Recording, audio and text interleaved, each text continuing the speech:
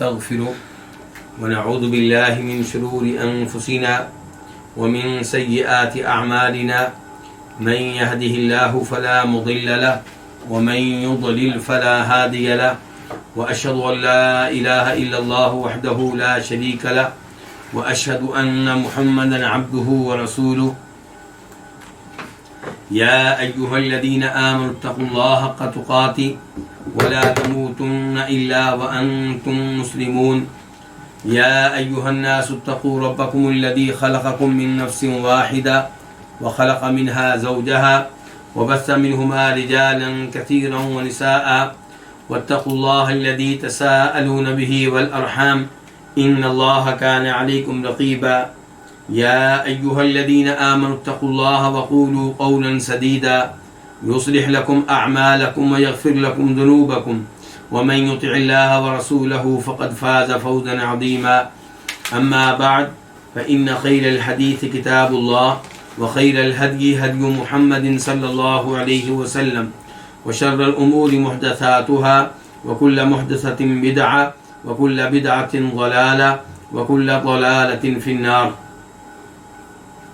الوافی بما فی الصحیحین صحیح بخاری اور صحیح مسلم کی احادیث پہ مشتمل ایک عظیم کتاب کو کتاب کے مؤلف نے 10 مقاصد میں تقسیم کیا ہے۔ ان میں سے 9واں مقصد یہ ان احادیث پہ مشتمل ہے جن کا تعلق تاریخ سے ہے، نبی علیہ الصلوۃ والسلام کی سیرت سے ہے اور مناقب یعنی کہ فضائل وغیرہ سے ہے۔ اس میں دوسری کتاب ہے کتاب السیرۃ النبویہ الشریفہ، اور اس میں کئی ایک فصلیں ہیں۔ پہلی فصل تھی جاہلیت کے بارے میں، یعنی کہ زمانہ جاہلیت، زمانہ کفر، اور وہ زمانہ جو نبی علیہ السلام کے نبی مقرر ہونے سے پہلے کا زمانہ ہے، بعثت سے پہلے کا زمانہ۔ اور آج ہم شروع کریں گے الفصل الثانی البعثہ والمرحلۃ المکیہ۔ اس فصل میں تذکرہ ہوگا ان احادیث کا جن کا تعلق ہے زمانہ بعثت سے، یعنی کہ نبی علیہ الصلوۃ والسلام کے نبی بن جانے کا زمانہ، نبی مقرر ہو جانے کا زمانہ، اور زمانہ نبوت میں سے مکی مرحلہ یعنی کہ بعثت کا زمانہ جو ہے اسے 2 حصوں میں تقسیم کریں گے، ایک مدنی زمانہ اور ایک مکی زمانہ۔ اور فصل ثانی میں تذکرہ ہوگا ان احادیث کا جن کا تعلق ہے مکی زمانے سے، مکی مرحلہ سے، اور مکی مرحلہ جو ہے یہ بعثت کا ایک حصہ ہے، زمانہ بعثت کا، بعثت نبوی کا ایک حصہ ہے۔ اس میں پہلا باب ہے باب مبعث النبی صلی اللہ علیہ وسلم، نبی علیہ الصلوۃ والسلام کا، نبی علیہ السلام کی بعثت یعنی کہ آپ کا نبی مقرر ہونا۔ حدیث نمبر 1604 1604 قاف۔ اس حدیث کے بیان کرنے پہ اتفاق ہے امام بخاری کا اور امام مسلم کا۔ عن ابن عباس رضی اللہ عنہما، روایت ہے جناب عبداللہ ابن عباس رضی اللہ عنہما سے، قال وہ کہتے ہیں بعث رسول اللہ صلی اللہ علیہ وسلم ل40 سنہ، نبی علیہ الصلوۃ والسلام کو نبی مقرر کیا گیا 40 سال کی عمر میں، یعنی کہ جب آپ کی عمر 40 سال ہوئی تب آپ کو نبوت کے اعزاز سے سرفراز کیا گیا، تب آپ کو نبوت ملی۔ فَمَكُثَ بِمَكَّةَ 13 سنہ یوحیٰ الیہ، تو آپ مکہ میں 13 سال رہے، آپ کی طرف وحی کی جاتی رہی، یعنی کہ مکہ میں بطور نبی آپ کی زندگی کتنے سال ہے؟ 13 سال۔ ان 13 سالوں میں آپ پہ وحی نازل ہوتی رہی، شریعت آپ پہ نازل ہوتی رہی۔ ثم امر بالہجرہ، پھر آپ کو ہجرت کرنے کا حکم ہوا، یعنی کہ آپ کو حکم دیا گیا کہ آپ مکہ چھوڑ کے مدینہ چلے جائیں۔ فہاجر 10 سنین، تو آپ نے 10 سال بطور مہاجر زندگی گزاری۔ تو 13 سال مکہ کے، 10 سال مدینہ کے، کتنے سال ہو گئے؟ 23 سال۔ تو آپ کی نبوت کی زندگی 23 سال کی زندگی ہے۔ ومات وهو ابن 63، آپ فوت ہوئے جبکہ آپ 63 سال کے تھے۔ ابن 63 کا معنی ہوتا ہے 63 سال کے بیٹے تھے، یعنی کہ 63 سال میں داخل ہو چکے تھے۔ تو یہ ہے نبی علیہ الصلوۃ والسلام کی نبوت والی زندگی کا بیان، کہ 13 سال مکہ میں، 10 سال مدینہ میں، یہ 23 سال ہو گئے، ٹوٹل آپ کی عمر جو ہے وہ 63 سال بنتی ہے، اور نبی آپ بنے ہیں اس وقت جب کہ آپ 40 سال کے ہو چکے تھے۔ اس کے بعد دوسرا باب بدء الوحی، وحی کا آغاز، حدیث نمبر 1605 قاف۔ اس حدیث کے بیان کرنے پہ اتفاق ہے امام بخاری کا اور امام مسلم کا۔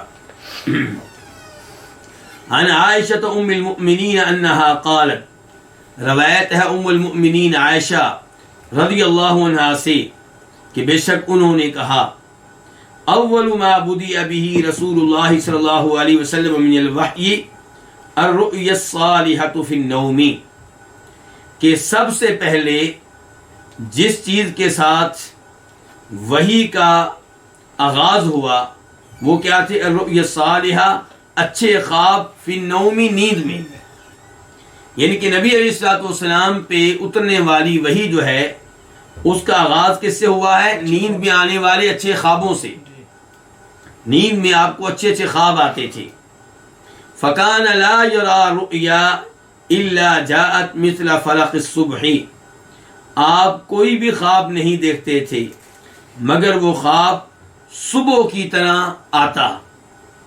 کیا مطلب؟ جیسے صبح روشن ہوتی ہے، جیسے صبح واضح ہوتی ہے، ایسے ہی آپ کا ہر خواب واضح ہوتا اور آپ کا ہر خواب پورا ہوتا۔ ثم حبب الیہ الخلاء، پھر آپ کے ہاں خلوت کی محبت ڈال دی گئی، یعنی کہ آپ کے دل میں تنہائی کو ڈال دیا گیا کہ تنہائی کو آپ پسند کرنے لگے، لوگوں سے الگ تھلگ رہنے کو آپ پسند کرنے لگے، تو آپ کے دل میں خلوت کی محبت ڈال دی گئی، تنہا رہنے کی محبت ڈال دی گئی۔ اور یہ سب کچھ کس کی طرف سے ہو رہا تھا؟ اللہ رب العزت کی طرف سے، یعنی کہ اللہ رب العزت نے آپ کے دل میں لوگوں سے الگ تھلگ رہنے کی محبت ڈال دی۔ وَكَانَ يَخْلُو بِغَارِ حِرَا، چنانچہ آپ غار حرا میں تنہائی اختیار کرتے، خلوت اختیار کرتے۔ فَيَتَحَنَّثُ فِيهِ، تو آپ اس میں، کس میں؟ غار حرا میں کیا کرتے؟ تحنث کرتے۔ اب تحنث کا مطلب کیا ہے؟ اس حدیث کے راویوں میں سے راوی ہیں امام ابن شہاب الزہری رحمہ اللہ، تابعی ہیں، بہت بڑے محدث ہیں۔ وہ کہتے ہیں کہ تحنث کا معنی ہے تعبد، یعنی کہ عبادت کرنا۔ تو فیتحنث فی کا مطلب یہ ہے کہ آپ اس میں عبادت کرتے تھے، کس میں؟ غار حرا میں۔ کتنی؟ اللیالی ذوات العدد، متعدد راتیں۔ تو وہ تعبد جو ہے یہ بریکٹ میں ہو جائے گا، تو یہ بریکٹ کس کی طرف سے ہے؟ امام ابن شہاب زہری کی طرف سے۔ ام المؤمنین عائشہ کے الفاظ یوں ہوں گے کہ فیتحنث فیہ اللیالی ذوات العدد، کہ آپ غار حرا میں متعدد راتیں اللہ رب العزت کی عبادت کرتے۔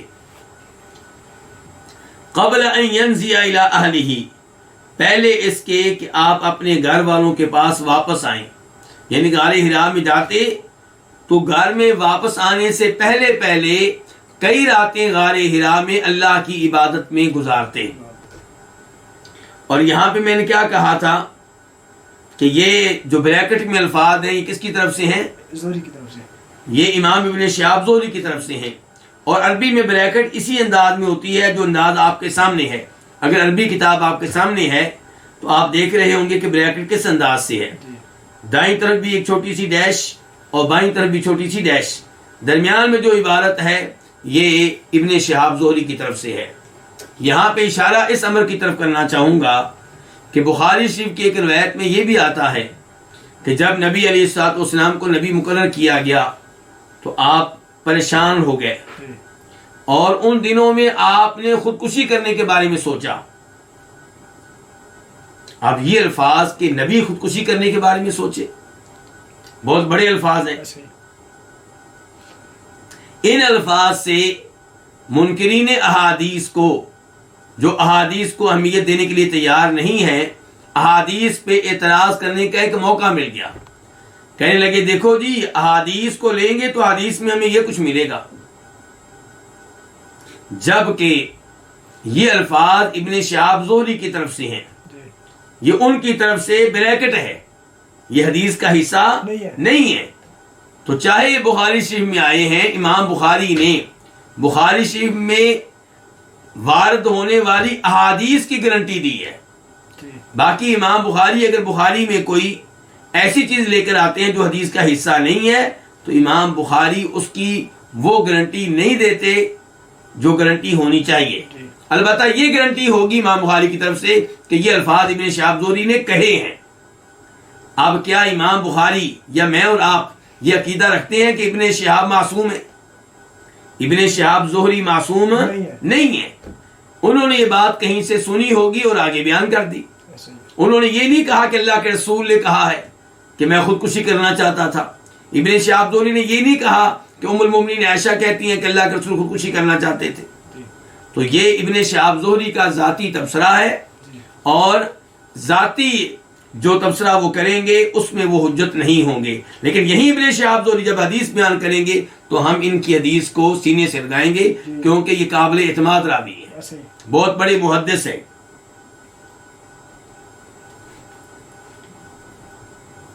تو یہاں پہ لفظ تہنس کی وضاحت کی ہے ابن شہاب زہری نے، یعنی کہ عربی کا ایک لفظ ہے، اس کی آسان الفاظ میں وضاحت کر دی ہے کہ مطلب کیا ہے. تو تہنس کا مطلب کیا؟ تعبد، عبادت کرنا. تو فرماتی ہیں ام المؤمنین عائشہ، بلکہ یہاں پہ ایک مسئلہ اور بھی حل کر لیا جائے، وہ یہ کہ اس حدیث کو کون روایت کر رہی ہیں؟ سیدہ عائشہ، ام المؤمنین عائشہ. جب نبی علیہ الصلوۃ والسلام نبی بنے ہیں، کیا ام المؤمنین عائشہ اس وقت پیدا ہو چکی تھی؟ نہیں، اس وقت پیدا نہیں ہوئی تھی. تو پھر وہ یہ حدیث کیسے بیان کر رہی ہیں، واقعات کیسے بیان کر رہی ہیں؟ اس کا مطلب یہ ہے کہ یہ چیزیں انہوں نے نبی علیہ الصلوۃ والسلام سے سنی ہیں، یا پھر کسی اور صحابی سے سنی ہیں، مثال کے طور پہ اپنے والد صاحب سے، اور یا پھر نبی علیہ السلام سے. زیادہ امید یہ ہے کہ یہ باتیں انہوں نے نبی علیہ السلام سے سنی ہیں. تو کہتی ہیں کہ آپ غار حرا میں متعدد راتیں، کئی ایک راتیں اللہ کی عبادت کرتے، قبل ان ینزی الی اہلی، اپنے گھر والوں کے پاس واپس آنے سے پہلے پہلے. وَيَتَزَوَّدُ لِذَلِكَ، اور آپ اس خلوت کے لیے زاد راہ لے لیتے. یہ کہ چونکہ آپ نے غار حرا میں کئی دن گزارنے ہوتے تھے، کئی راتیں گزارنی ہوتی تھیں، تو ظاہر ہے وہاں پہ کوئی مارکیٹ تو نہیں ہے، تو آپ کھانے پینے کا سامان ساتھ لے کر جاتے، خشک چیزیں گھر سے لے جاتے.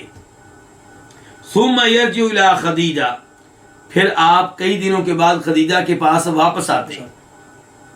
فیتزود لمثلھا، تو آپ زاد راہ لے لیتے، لمثلھا، اتنی ان جیسی راتوں کے لیے، جتنی راتوں کے لیے پہلے زاد راہ لیا ہوتا اتنی راتوں کے لیے آپ دوبارہ جب گھر میں آتے تو زاد راہ لے لیتے اور پھر چلے جاتے.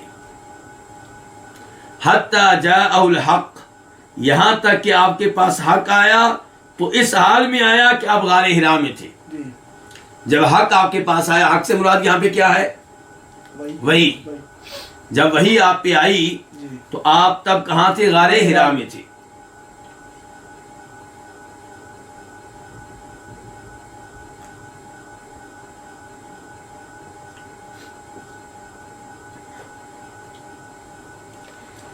فجاءہ الملک، تو آپ کے پاس فرشتہ آیا، اور یہ کون سے فرشتے تھے؟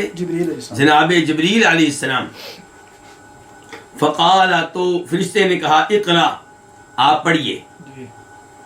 تو دین اسلام کا آغاز کہاں سے ہوتا ہے؟ علم سے ہوتا ہے. دین اسلام سے بہتر علم کی ترغیب دینے والا کون سا دین ہوگا؟ کوئی نہیں ملے گا. دین اسلام جس قدر علم کے اوپر زور دیتا ہے اس سے زیادہ کوئی اور دین نہیں ہے جو زور دے. لیکن دین اسلام کے بارے میں یہ بھی یاد رکھیے گا کہ دین اسلام آپ کو یہ بھی بتائے گا کہ کس علم کی کتنی اہمیت ہے. دین اسلام یہ نہیں کہے گا کہ آپ جناب سائنس کی تعلیم لے لیں، آپ انجینئرنگ کی تعلیم لے لیں، آپ کمپیوٹر کی تعلیم لے لیں اور آپ کو یہ نہ پتا ہو کہ مجھے پیدا کیوں کیا گیا ہے، مجھے پیدا کرنے والا کون ہے، مجھے پیدا کرنے والے کے نام کیا ہیں، مجھے پیدا کرنے والے کی صفات کیا ہیں، مجھے پیدا کرنے والے کی قدرت کیا ہے، مجھے پیدا کرنے والے نے میری رہنمائی کے لیے کون سی کتب نازل کی ہیں، قرآن کریم میں اس نے مجھ سے کیا مطالبہ کیا ہے، اس کے نبی جو ہیں وہ کیا تعلیمات لے کر آئے ہیں. ایسا نہیں ہے. تو دین اسلام علم کی ترغیب دیتا ہے، اور علم کس کو قرار دیتا ہے کہ آپ کو پتا ہو خالق کے بارے میں، آپ کو پتا ہو نبی علیہ السلام کے بارے میں، آپ کو پتا ہو قرآن کی تعلیمات کے بارے میں، آپ کو پتا ہو پڑوسیوں کے حقوق کے بارے میں، والدین کے حقوق کے بارے میں، بیوی کے حقوق کے بارے میں، خاوند کے حقوق کے بارے میں، اولاد کے حقوق کے بارے میں، اور رشتہ داروں کے حقوق کے بارے میں. ان تمام امور کے بارے میں آپ کے پاس علم ہو. تو یہاں پہ کہا گیا پڑھیے. قالت، آپ نے کہا ما انا بقارئ، میں پڑھا ہوا نہیں ہوں، یعنی کہ میں پڑھنا نہیں جانتا. تو نبی علیہ الصلوۃ والسلام کے القاب میں سے ایک لقب کیا؟ امی. اور یہ وہ لقب ہے جو قرآن کریم میں آیا ہے. یہ لقب کہاں آیا ہے؟ قرآن کریم میں. امی کا مطلب یہ ہے کہ آپ لکھنا پڑھنا نہیں جانتے تھے. اب ہمارے ہاں کئی لوگ ایسے پیدا ہو چکے ہیں جو نبی علیہ الصلوۃ والسلام کی ذات کے معاملے میں غلو کرتے ہیں، مبالغہ کرتے ہیں، حد سے آگے نکل جاتے ہیں، جبکہ نبی علیہ الصلوۃ والسلام نے کہا تھا میری ذات کے معاملے میں مبالغہ نہ کرنا. بخاری شریف کی حدیث ہے، لا تطرونی کما اطرت النصارى ابن مریم، میرے معاملے میں مبالغہ نہ کرنا جیسے عیسائیوں نے عیسیٰ علیہ السلام کے معاملے میں مبالغہ کیا تھا. انما انا عبد، سوائے اس کے نہیں میں اللہ کا ایک بندہ ہوں. میرے بارے میں یہ کہا کرو عبداللہ و رسولہ، یہ اللہ کے بندے اور اللہ کے رسول ہیں. لیکن لوگ آپ کو کیا کہنا چاہتے ہیں؟ مشکل کشا، حاجت روا، غوث اعظم، ساری کائنات میں رزق تقسیم کرنے والے، نعوذ باللہ، وجہ کائنات، کہ اللہ نے آپ کی خاطر کائنات پیدا کی ہے. یہ ساری چیزیں قرآن و حدیث کے خلاف ہیں. عیسائی جب عیسیٰ علیہ السلام کو کہیں اللہ کا بیٹا تو کیا وہ عیسیٰ علیہ السلام کی توہین کرنا چاہتے ہیں یہ کہہ کر؟ نہیں، وہ ان کی شان بیان کرنا چاہتے ہیں، وہ اپنی طرف سے ان کے ساتھ محبت کا مظاہرہ کر رہے ہیں. لیکن کیا ہماری شریعت نے اس محبت کو قبول کیا؟ نہیں. ایسے لوگوں کو مشرک اور کافر قرار دیا گیا. تو یہی معاملہ ہے مسلمانوں کا. اگر نبی علیہ السلام کی ذات کے تعلق سے مبالغہ کریں گے تو یہ قابل قبول نہیں ہوگا. تو لوگ کیا کہتے ہیں؟ جی آپ کو یہ کہنا کہ لکھنا پڑھنا نہیں جانتے تھے یہ آپ کی توہین ہے. حالانکہ یہ کہنا کہ آپ لکھنا پڑھنا نہیں جانتے تھے یہ آپ کی خوبی ہے. کیسے خوبی ہے؟ یہ خوبی ایسے ہے کہ آپ کسی کی تحریر پڑھ نہیں سکتے تھے، کسی کی کتاب، کسی کا لکھا ہوا پڑھ نہیں سکتے تھے، اس کے باوجود قرآن جیسا عظیم کلام لے کر آئے. اگر آپ لکھنا پڑھنا جانتے تو لوگ کہتے جی یہ چونکہ لکھنا پڑھنا جانتے ہیں پرانی کتابیں اٹھائی ہیں اور وہاں سے معلومات لے کر ہمارے سامنے پیش کر رہے ہیں، یہ اللہ کا کلام نہیں ہے، غلط ہے. تو اللہ تعالیٰ نے اپنے نبی کو کیا بنایا؟ امی بنایا، تاکہ ایسا کوئی الزام آپ پہ لگ نہ سکے. اگر کوئی لگائے تو اس الزام کی کوئی حقیقت نہ ہو. تو جب آپ اوپر دیکھ کر پڑھنا نہیں جانتے، جب آپ لکھنا نہیں جانتے، اس کے باوجود قرآن جیسا عظیم کلام، یہ دلیل ہے کہ کلام کس کی طرف سے ہے؟ اللہ کی طرف سے ہے، کیونکہ آپ کہہ رہے ہیں کہ میرا نہیں، اللہ کی طرف سے ہے. تو آپ کا امی ہونا یہ آپ کا اعزاز ہے. دیکھیں ہم یہ نہیں کہہ رہے نعوذ باللہ کہ آپ عالم نہیں تھے، آپ کے پاس علم نہیں تھا، ہم یہ نہیں کہہ رہے دھیان سے. علم کی بات کریں گے تو آپ سے بڑا عالم دین کوئی نہیں ہے. ایسا ہی. تمام انسانوں میں سب سے بڑے عالم دین آپ ہی ہیں, سب سے زیادہ علم رکھنے والے آپ ہی ہیں. لیکن ہم بات کر رہے ہیں کہ اوپر دیکھ کر پڑھنے کی اور لکھنے کی, تو اس لحاظ سے آپ کیا امی ہیں, نہ لکھنا جانتے تھے اور نہ کسی کی تحریر کو پڑھنا جانتے تھے. لیکن جو موتی آپ کے منہ سے نکلتے تھے, ایسے موتی لانا کسی کے بس میں نہیں تھا. آپ نے تو قرآن کریم کی آیات کے ذریعے لوگوں کو چیلنج کیا کہ لاؤ ایسا کلام. اگر تم یہ کہتے ہو کہ اللہ کا کلام نہیں ہے, بشر کا کلام ہے, میرا کلام ہے, تو تم بھی عربی کے ماہر ہو, لے آؤ ایسا کلام. تو نبی علیہ الصلوۃ والسلام یہاں پہ کہہ رہے ہیں ما انا بقارئ, میں پڑھا ہوا نہیں ہوں, میں پڑھنے والا نہیں ہوں. تو قرآن بھی کہتا ہے آپ کو کہ آپ امی ہیں, اوپر دیکھ کر پڑھنا نہیں جانتے تھے, لکھنا نہیں جانتے تھے, اور آپ خود بھی کہہ رہے ہیں کہ میں پڑھا ہوا نہیں ہوں. لیکن افسوس آج لوگ کہتے ہیں جی اگر تم یہ کہو گے تم توہین کر رہے ہو, گستاخی کر رہے ہو, جبکہ یہ آپ کی توہین نہیں, یہ آپ کی شان ہے, یہ آپ کا مقام ہے, یہ آپ کا اعزاز ہے. اور دیکھیے صلح حدیبیہ والی حدیث آپ لے لیں کہ جب آپ کے مابین اور مشرکین مکہ کے مابین 10 سال کا معاہدہ ہوا, تو وہاں پہ آپ نے معاہدہ لکھوایا تھا کس سے؟ ہمارے چوتھے خلیفہ جناب علی سے. تو اس میں آپ نے لکھوایا تھا کہ یہ معاہدہ ہے کن کے درمیان؟ مکہ کے قریشیوں کے مابین اور محمد الرسول اللہ کے مابین صلی اللہ علیہ وسلم. تو انہوں نے کہا جی ہم تو آپ کو اللہ کا رسول مانتے ہی نہیں, اگر آپ اپنے نام کے ساتھ اللہ کا رسول لکھیں گے تو ہمارا اور آپ کا معاہدہ نہیں ہو سکے گا. پہلے یہ الفاظ مٹائیں کہ آپ اللہ کے رسول ہیں. تو نبی علیہ السلام چاہتے تھے کہ صلح ہو جائے اور آپ کو دعوت و تبلیغ کرنے کا موقع ملے, کیونکہ اب تک آپ مصروف ہیں کن کے ساتھ؟ مکہ کے قریشیوں کے ساتھ, جنگیں ہو رہی ہیں. تو آپ چاہتے تھے کہ وقفہ ملے تاکہ آپ دنیا کے دیگر بادشاہوں کو اور دیگر قبائل کو دین اسلام کی دعوت سکون کے ساتھ دے سکیں. تو آپ نے جناب علی سے کہا رسول اللہ مٹا دو. انہوں نے کہا اللہ کے رسول میں تو نہیں یہ مٹا سکوں گا.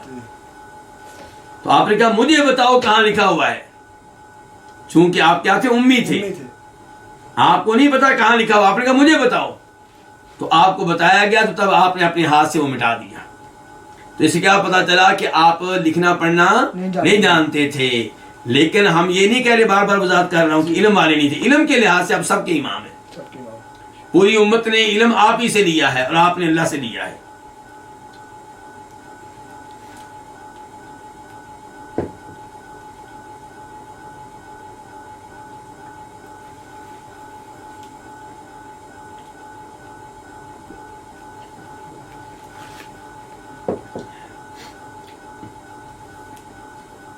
قال, آپ علیہ السلام فرماتے ہیں, یہ دیکھیں یہاں پہ کیا آیا ہے کہ اللہ کے رسول فرماتے ہیں کہ فاخذنی, مجھے جبریل نے پکڑ لیا.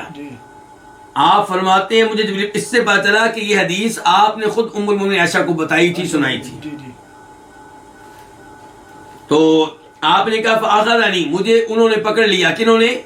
جبریل علیہ السلام نے. فغطنی, انہوں نے مجھے دبایا, مجھے بھینچا. حتی بلغ منی الجہدہ, یہاں تک کہ ان کا بھینچنا اور ان کا دبانا وہ میرے ہاں انتہائی مشقت کو پہنچ گیا. اس سے مجھے شدید مشقت کا سامنا کرنا پڑا. فرشتہ جب دبائے, فرشتہ جب زور لگائے تو پھر آپ اندازہ کر سکتے ہیں. تو فرمایا کہ جب انہوں نے مجھے دبایا تو یہ ان کا دبانا میرے ہاں انتہائی مشقت کو پہنچ گیا. ثم ارسلنی, پھر انہوں نے مجھے چھوڑ دیا. فقال, اور کہا اقرا, پڑھیے. قلت ما انا بقارئ, میں نے پھر کہا کہ میں پڑھا ہوا نہیں ہوں. فاخذنی, انہوں نے پھر مجھے پکڑ لیا. فغطنی ثانیہ, مجھے دوسری بار انہوں نے کیا کیا؟ دبایا, بھینچا. حتی بلغ منی الجہدہ, یہاں تک کہ ان کا یہ دبانا میرے ہاں انتہائی مشقت کو پہنچ گیا. ثم ارسلنی, پھر انہوں نے مجھے چھوڑ دیا. فقال, کہا اقرا, پڑھیے. فقلت میں نے کہا ما انا بقاری میں پڑھا ہوا بالکل نہیں ہوں، میں بالکل پڑھا ہوا نہیں ہوں. یہ بالکل میں کس کا معنی کر رہا ہوں؟ با کا. فاخذنی تو انہوں نے مجھے پھر پکڑ لیا. فغطنی الثالثہ اور مجھے تیسری بار دبایا، بینچا. ثم ارسلنی پھر مجھے چھوڑ دیا. فقال اور کہا اقرأ بسم ربک الذی خلق خلق الانسان من علق اقرأ وربک الاکرم. آپ پڑھیے، یہ پہلی وحی ہے اور پہلی وحی میں کیا کہا جا رہا ہے؟ اقرأ، پڑھیے پڑھیے اپنے رب کے نام کے ساتھ، الذی خلق جس نے پیدا کیا. کس کو پیدا کیا؟ اس پہلی آیت میں یہ نہیں بتایا کس کو پیدا کیا. قرآن کریم میں ایسی کئی باتوں کو ذکر نہیں کیا جاتا. مثال کے طور پہ کہا جائے گا کہ اللہ تعالی نے پیدا کیا، یہ نہیں بتایا جائے گا کس کو پیدا کیا. کس لیے؟ یہ بتانے کے لیے کہ ہر چیز کو پیدا کرنے والا وہ ہے، کسی چیز کا نام لینے کی ضرورت ہی نہیں ہے. یعنی کہ عموم کے لیے. کس لیے؟ عموم کے لیے. پڑھیے اپنے رب کے نام کے ساتھ، وہ رب جس نے پیدا کیا کس کو؟ ہر چیز کو. اس کے بعد دوسری آیت میں کہا خلق الانسان من علق، اس نے پیدا کیا انسان کو من علق، کس سے؟ لوتھڑے سے. یعنی کہ جن جن چیزوں کو اللہ نے پیدا کیا ہے ان چیزوں میں سے ایک عظیم مخلوق کیا ہے؟ انسان. اور انسان کو اللہ نے کس سے پیدا کیا؟ لوتھڑے سے. یعنی کہ اللہ کی قدرت دیکھیے کہ انسان کہاں سے پیدا ہوا ہے. ایک گندے پانی سے. گندا پانی خون کی شکل اختیار کرتا ہے، پھر لوتھڑے کی شکل اختیار کرتا ہے، پھر گوشت کی شکل اختیار کرتا ہے، پھر اس سے باقی اعضاء بنتے ہیں. یہ کون ہے کرنے والا؟ یہ اللہ ہے. یعنی کہ وہ پانی کا ایک قطرہ گندا سا، اس سے ہڈیاں بنتی، پانی کے قطرے سے ہڈیاں، اس سے انسان کے یہ لمبا سا بازو بنتا ہے، لمبی سی ٹانگیں بنتی ہیں. یہ کہ 6 فٹ کا انسان پیدا ہوتا ہے کس سے؟ یہ کس کی قدرت ہے؟ اللہ تعالیٰ کی قدرت ہے. اقرا تیسری آیت میں پھر کہا پڑھیے. اسلام میں پڑھنے پڑھانے کی کیا اہمیت ہے. تیسری آیت میں پھر کہا جا رہا ہے پڑھیے وربک الاکرم، اور آپ کا رب بڑا کرم کرنے والا ہے. یعنی کہ آپ پڑھیے، اللہ تعالیٰ آپ کو علم دے گا اور اللہ تعالیٰ آپ پہ کرم کرے گا. اس سے یہ بھی پتا چلا کہ علم آتا ہے اللہ کے کرم سے، اللہ کے فضل سے. اس لیے علم کس سے مانگنا چاہیے؟ اللہ سے سوال کرنا چاہیے کہ ربی زدنی علما، اللہ میرے علم میں اضافہ فرما. فرجع بها رسول اللہ صلی اللہ علیہ وسلم یرجف فؤاد، تو نبی علیہ الصلوۃ والسلام ان کے ساتھ واپس آئے. کن کے ساتھ؟ ان آیتوں کے ساتھ. یہ آیتیں جو نازل ہوئی ہیں ان کو لے کر واپس آئے. واپس کہاں آئے؟ اپنے گھر میں، ام المؤمنین خدیجہ کے پاس. یرجف فؤادہ، اس حال میں کہ آپ کا سینہ کانپ رہا تھا، آپ کا دل کانپ رہا تھا، آپ کا دل کانپ رہا تھا. فدخل علی خدیجہ بنت خویلد، آپ خدیجہ بنت خویلد کے پاس آئے رضی اللہ عنہا. فقالت، تو آپ نے کہا زملونی زملونی، مجھے کوئی کپڑا اڑا دو، یعنی کہ میرے اوپر کوئی کپڑا دے دو، مجھے کوئی کپڑا اڑا دو، کوئی چادر اڑا دو. 2 دفعہ آپ نے یہ کہا. اور یہ یہاں پہ ذرا غور کیجئے گا، زملونی عربی میں یہ لفظ زملو، نی کا معنی ہو گیا مجھے، زملو یہ لفظ استعمال ہوتا ہے اس وقت جب آپ کس کو مخاطب کر رہے ہو؟ مردوں کو. ایسا ہی ہے نا؟ زملو یہ لفظ آپ بولتے ہیں جب آپ کن کو مخاطب کر رہے ہو؟ مردوں سے جب آپ بات کر رہے ہیں، اور مرد بھی ایک نہ ہو، زیادہ ہوں. جبکہ یہاں پہ آپ کی مخاطب عورتیں، کون؟ ام المؤمنین خدیجہ.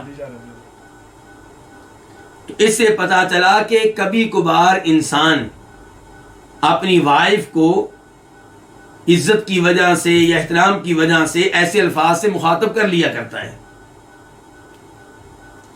اشارہ کس جانب میں کرنا چاہتا ہوں، فائدہ میں کیا دینا چاہتا ہوں کہ جب اللہ تعالی نے کہا ہے سورہ احزاب میں ان آیات میں، جن آیات میں اللہ تعالیٰ مخاطب ہیں، گفتگو کر رہے ہیں نبی علیہ السلام کی بیویوں سے، امہات المومنین سے، تو وہاں پہ اللہ تعالیٰ کہتے ہیں وَاذْكُرْنَ مَا يُتْلَىٰ فِي بُيُوتِكُنَّ مِنْ آيَاتِ اللَّهِ وَالْحِكْمَةِ إِنَّمَا يُرِيدُ اللَّهُ لِيُذْهِبَ عَنْكُمُ الرِّجْسَ أَهْلَ الْبَيْتِ، یعنی کہ اس آیت سے پہلے جو الفاظ استعمال کیے اللہ نے عورتوں والے استعمال کیے ہیں، یعنی کہ اللہ تعالیٰ عورتوں سے مخاطب ہیں، آپ کی بیویوں سے مخاطب ہیں، لیکن جب آیت کا یہ ٹکڑا آیا تو اللہ نے وہ الفاظ استعمال کیے جو کن کے لیے ہوتے ہیں؟ مردوں کے لیے ہوتے ہیں۔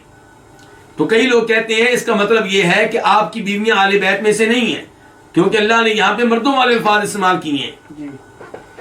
تو ہمارا جواب یہی ہوتا ہے کہ آپ سیاق و سباق دیکھیں، آپ اس آیت سے پہلے دیکھیں اللہ تعالیٰ گفتگو کر رہے ہیں آپ کی بیویوں سے، اس آیت کے بعد دیکھ لیں اللہ گفتگو کر رہے ہیں آپ کی بیویوں سے، اور آیت کا یہ ٹکڑا جو ہے اگرچہ اس میں الفاظ مذکر کے ہیں لیکن اس سے مراد آپ کی بیویاں بھی ہیں اور جناب علی بھی ہیں، حسن و حسین بھی ہیں، اور مردوں کی وجہ سے الفاظ استعمال کیے گئے ہیں مردوں والے، ورنہ بیویاں بھی اس میں داخل ہیں، شامل ہیں، یہ پتہ چلتا ہے سیاق و سباق سے۔ تو ورنہ تو کئی دفعہ صرف عورت کو مخاطب کرتے ہوئے مردوں والے الفاظ استعمال کر دیے جاتے ہیں، جیسا کہ یہاں پہ استعمال کیے گئے ہیں، اور موسیٰ علیہ السلام نے بھی استعمال کیے تھے۔ اپنی وائف سے کہا تھا کہ تم لوگ یہاں پہ ٹھہرو، میں انگارہ وغیرہ لے کر آتا ہوں، وہاں پہ کہا تھا کسو، وہ بھی مردوں والے الفاظ ہیں۔ تو زملونی زملونی، مجھے چادر اڑا دو، میرے اوپر چادر دے دو۔ فزملوہ، تو انہوں نے آپ پہ چادر دے دی، آپ کو چادر اڑا دی۔ حتی ذہب عنہ الروع، یہاں تک کہ آپ کی گھبراہٹ چلی گئی، ختم ہو گئی۔ جب کپڑا اوپر آیا آپ لیٹ گئے تو سکون ملا آپ کو، تو گھبراہٹ ختم ہو گئی۔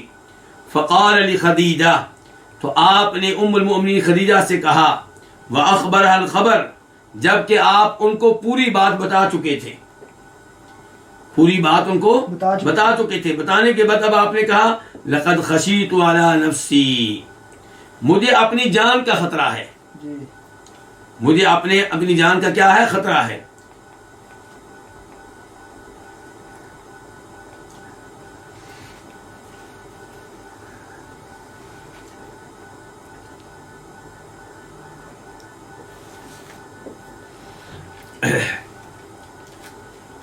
فقالت خدیجہ، تو ام المؤمنین خدیجہ نے کہا کلا، ہرگز نہیں، یعنی کہ آپ کی جان کو کوئی خطرہ نہیں ہے، آپ کو ڈرنے کی ضرورت نہیں ہے، آپ ایسی باتیں نہ کریں۔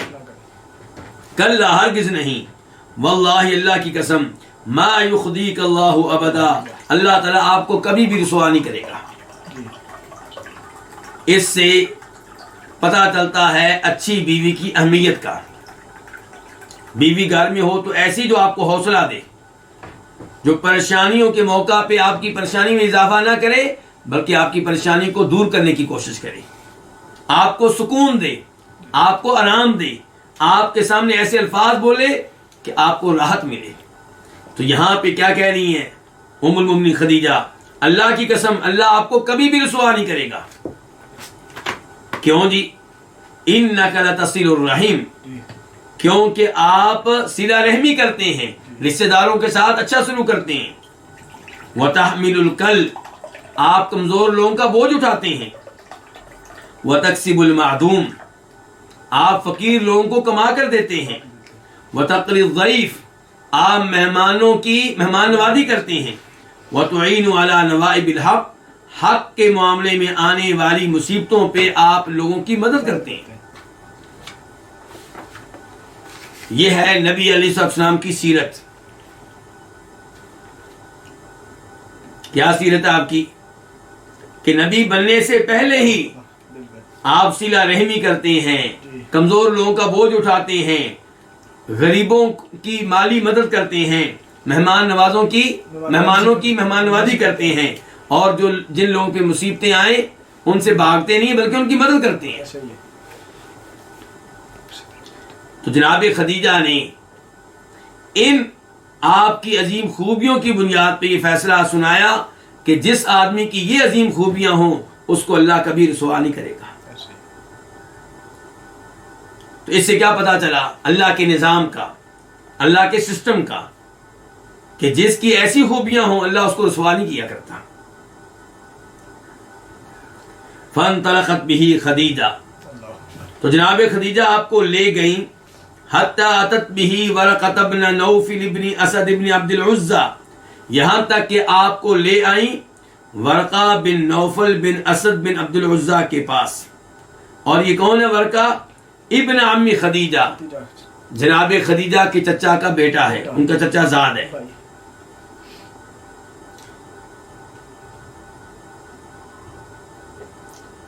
دیکھیں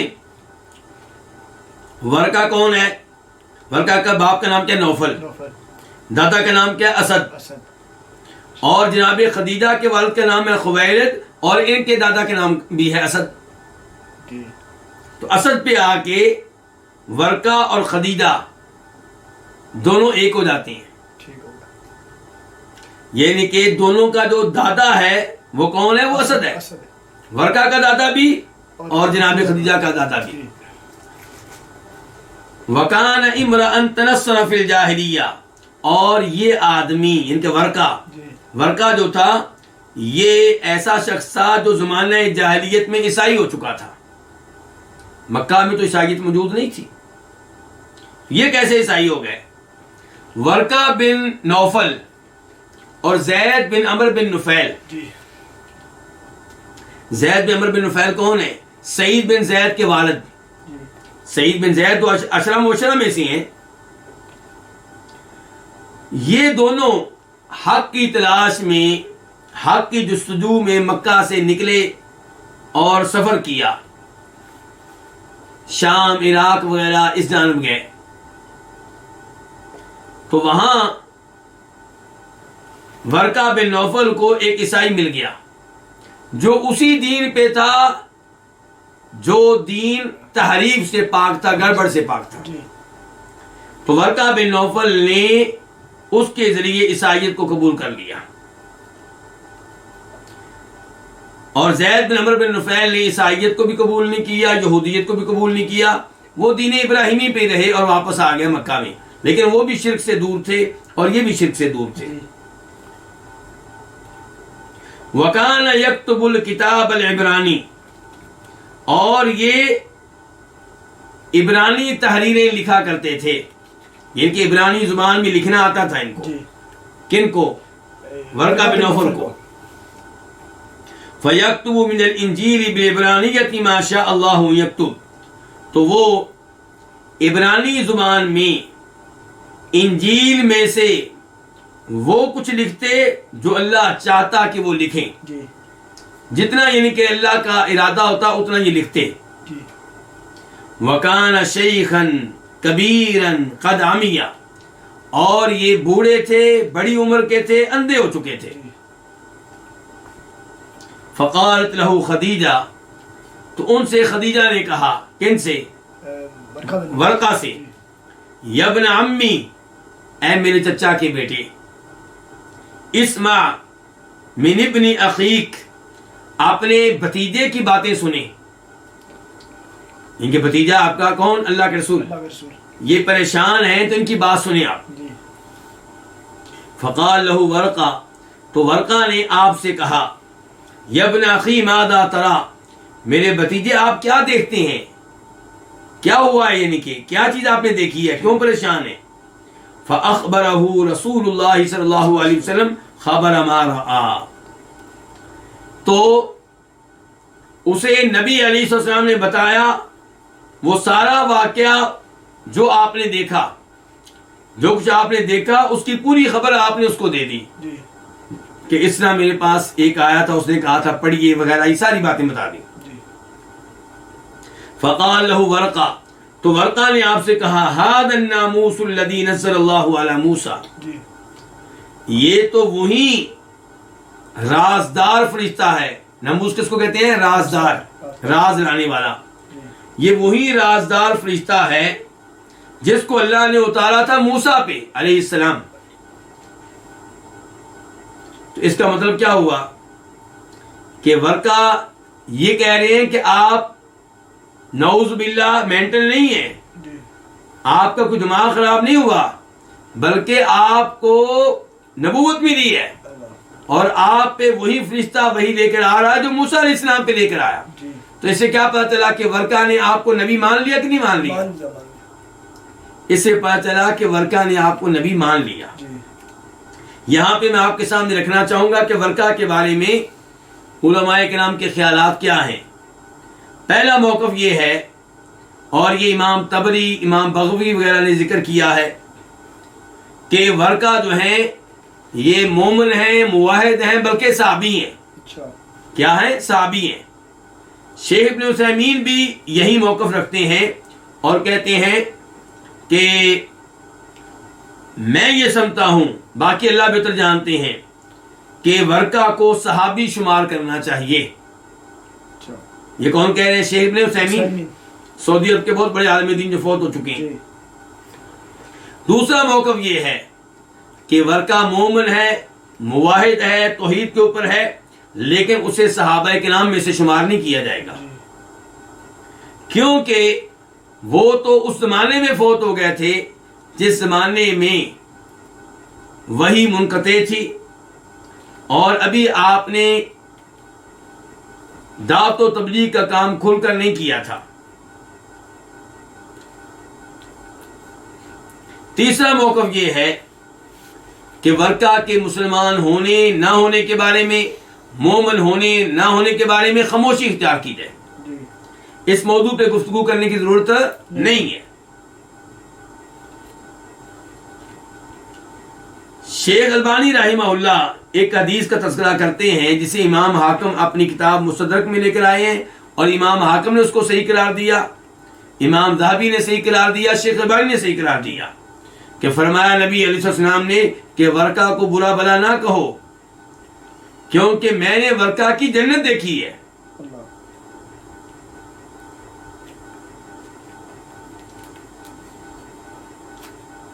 اچھا، اب یہ تین موقف آپ کے سامنے ہیں. پہلا یہ کہ مومن ہے اور صحابی ہیں، دوسرے نمبر پہ یہ کہ مومن ہے لیکن صحابی نہ کہا جائے، تیسرا یہ کہ ان کے بارے میں خاموشی اختیار کی جائے، ان کا معاملہ اللہ کے سپرد کر دیا جائے. اب آپ خود جائزہ لیں کہ کون سا موقف اپنانا ہے ان الفاظ کی روشنی میں جو آج آپ پڑھ رہے ہیں، کہ ورقہ جو ہے آپ کی حوصلہ افزائی کر رہا ہے، آپ کو حوصلہ دے رہا ہے، اور آپ کے اوپر نازل ہونے والی وحی کو وہی مان رہا ہے. اس کا مطلب ہے کہ آپ پہ ایمان لا رہا ہے. آگے وہ کیا کہتا ہے دیکھیے، کہتا ہے یا لیتنی فیہا جدع، اے کاش میں ان ایام میں جوان ہوں. زیادہ کا میں کیا طاقتور ہوں، جوان ہوں. ان ایام میں، کن ایام میں؟ جن ایام میں آپ کی نبوت کا اعلان ہو جائے گا. یعنی کہ اس کا مطلب یہ ہے کہ ورقہ جو ہے وہ تو آپ کی مدد کے لیے بھی تیار ہو رہا ہے. کہہ رہے ہیں کاش میں ان دنوں میں جوان ہوں، طاقتور ہوں. لیتنی اکون حیا، کاش کہ میں زندہ ہوں. اذ یخرجک قومک، اس وقت جب آپ کی قوم آپ کو نکال دے گی. کہاں سے؟ مکہ سے.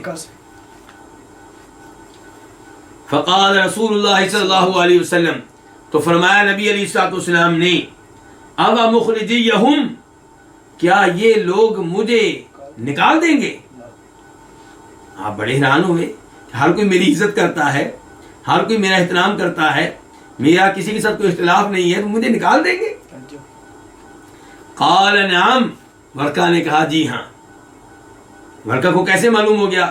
کیا وہ غیب جانتا تھا؟ نہیں. اس نے کہا لم یأتی رجل قط بمثل ما جئت به الا عودیہ. ورقہ چونکہ عیسائی ہے، اس نے انجیل پڑھی ہوئی ہے، آسمانی کتابوں کا مطالعہ کر رکھا ہے، وہ تاریخ جانتا ہے. تو کہہ رہا ہے کہ کبھی بھی کوئی آدمی اس جیسی چیز لے کر نہیں آیا جس جیسی چیز آپ لے کر آئے ہیں، مگر اس سے دشمنی برتی گئی. یعنی کہ جو ہی آپ نبوت کا اعلان کریں گے، توحید کی دعوت دیں گے، یہ لوگ آپ کے دشمن ہو جائیں گے، یہ آپ کو مکہ سے نکلنے پہ مجبور کر دیں گے. وَإِن يُدْرِكْنِي يَوْمُكَ، اور اگر مجھے پا لیا تیرے دن نے. کیا مطلب تیرے دن نے؟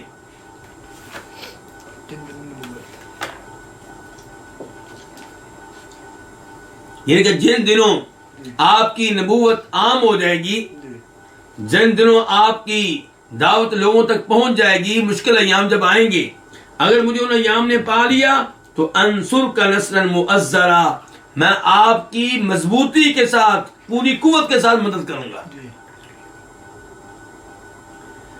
یہاں پہ اتنی روایت ذکر کی گئی ہے، لیکن بخاری میں اس کے بعد یہ آتا ہے کہ چند ہی دنوں کے بعد، کچھ ہی عرصے کے بعد ورقہ فوت ہو گیا۔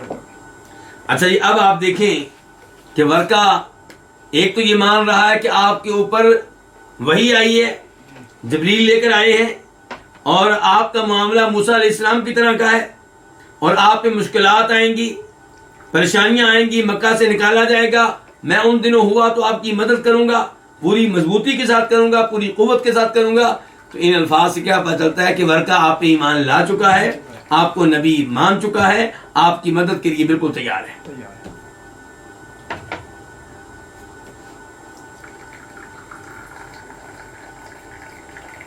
اس کے بعد حدیث نمبر 1606 1606 قاف، اس حدیث کو روایت کرنے والے کون ہیں؟ امام بخاری اور امام مسلم۔ عن جابر بن عبد اللہ الانصاری انہ قال، جناب جابر بن عبداللہ انصاری سے روایت ہے۔ یہ جابر بن عبداللہ انصاری جو ہیں، ان کا کیا تعارف ہے؟ ان کے پہلی بات ہے کہ والد صاحب بھی صحابی تھے، عبداللہ جن کا نام لکھا ہوا ہے، عبداللہ بن عمرو بن حرام، وہ کیا تھے؟ صحابی تھے، احد کی لڑائی میں شہید ہوئے ہیں، اور کئی بیٹیاں چھوڑ کے گئے ان کے والد صاحب، اور بیٹا ایک ہی تھا۔ تو ان کو وصیت کی تھی، کہا تھا کہ بیٹا کل لڑائی میں مجھے لگتا ہے کہ میں شہید ہو جاؤں گا، اس لیے اپنی بہنوں کا خیال رکھنا، اور میرے پہ جو قرضہ ہے وہ اتار دینا۔ تو بہت سارا قرضہ تھا، انہوں نے اتارا، اور نبی علیہ السلام اس معاملے میں ان کے ساتھ رہے۔ تو جابر بن عبداللہ جو ہیں فوت کب ہوئے ہیں؟ سن 78 ہجری میں۔ نبی علیہ السلام کب فوت ہوئے ہیں؟ سن 11 ہجری میں، اور یہ فوت ہوئے ہیں 78 میں، یعنی کہ آپ کے بعد تقریباً کوئی 65 سال زندہ رہے ہیں۔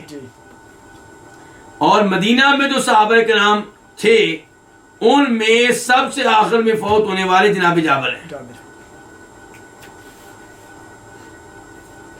تو یہ جابر جو ہیں، ان سے روایت ہے، جابر بن عبداللہ انصاری انہ قال، کہ بے شک انہوں نے کہا۔ کب کہا؟ وَهُوَ يُحَدِّثُ عَنْ فَتْرَةِ الْوَحْيِ، جبکہ جابر بیان کر رہے تھے زمانہ انقطاع وحی کے بارے میں، اس زمانے کے بارے میں جس زمانے میں وحی منقطع ہو گئی تھی، یعنی کہ وحی آنا شروع ہوئی، پھر وحی کیا ہو گئی؟ منقطع ہوئی، سلسلہ رک گیا اس کا۔ تو ان ایام کے بارے میں گفتگو کرتے ہوئے جناب جابر کہتے ہیں کہ ان ایام کے بارے میں جن دنوں وحی رک گئی تھی، منقطع ہو گئی تھی، کہتے ہیں کہ قال صلی اللہ علیہ وسلم، فرمایا نبی علیہ السلام نے، بین انا امشی، جبکہ میں چلا جا رہا تھا، اس سمعت صوتا من السماء، تب میں نے آسمانوں سے ایک آواز سنی، فرفعت بصری، میں نے اپنی نگاہ اٹھائی، فاذا الملك الذي جاءني بحراء جالس على كرسي بين السماء والارض، تو اچانک وہ فرشتہ جو میرے پاس آیا تھا، کہاں؟ غار حرا میں، وہ بیٹھا ہوا ہے آسمان و زمین کے مابین ایک کرسی پہ۔ اللہ اکبر۔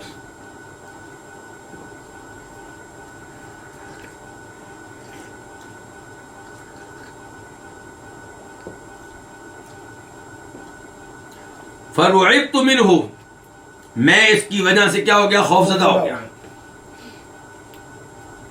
فرجعت، تو میں واپس آیا، کہاں؟ اپنے گھر میں۔ اچھا آپ دیکھیے، اس کا مطلب یہ ہے کہ پہلے ایک دفعہ وہی آپ کے پاس آ چکی ہے، اس لیے آپ کہہ رہے ہیں نا کہ میں نے اسی فرشتے کو دیکھا جو پہلے میرے پاس غار حرا میں آ چکا تھا۔ فقلت، تو میں نے کہا، زملونی زملونی، کہ مجھے چادر اڑا دو، میرے اوپر کچھ چادر دے دو، مجھے کسی چادر میں ڈھانک دو. فانزل اللہ تعالی، تو تب اللہ تعالیٰ نے یہ آیت نازل کی یا ایھا المدثر. تو یہ پہلی وحی ہوئی کہ دوسری؟ یہ پہلی نہیں دوسری وحی ہے. تو اللہ نے کہا یا ایھا المدثر، اے چادر میں لپٹنے والے، اے کمبل میں لپٹنے والے، قم، کھڑے ہو جائیں، فانذر، تو ڈرائیں. کس چیز سے ڈرائیں؟ اللہ کے عذاب سے. کن کو؟ جو آپ پہ ایمان نہیں لاتے، جو توحید پہ نہیں آتے، ان کو ڈرائیں، وارننگ دے دیں آپ. الی قولہ، یہ آیتیں نازل ہوئی کہاں تک؟ والرجز فہجر تک. والرجز فہجر کا مطلب کیا ہے؟ کہ بت پرستی کو چھوڑ دیں، بت پرستی کو چھوڑ دیں.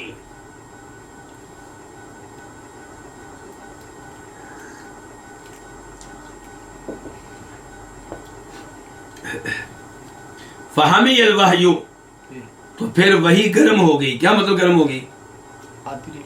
پھر آنے لگی.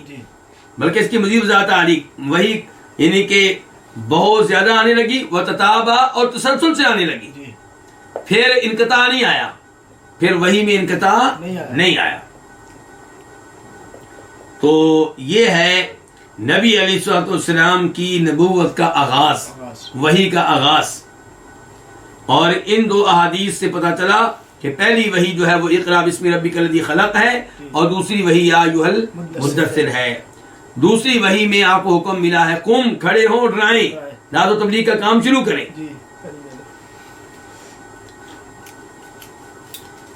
اس کے بعد حدیث نمبر 1607 1607 قاف. اس حدیث کے بیان کرنے پہ بھی اتفاق ہے. کس کس کا؟ امام بخاری کا اور امام مسلم کا. عن عائشہ ام المؤمنین رضی اللہ عنہا، روایت ہے ام المؤمنین عائشہ رضی اللہ عنہا سے، ان الحارث بن ہشام سأل رسول اللہ صلی اللہ علیہ وسلم، کہ نبی علیہ الصلوۃ والسلام سے حارث بن ہشام نے سوال کیا.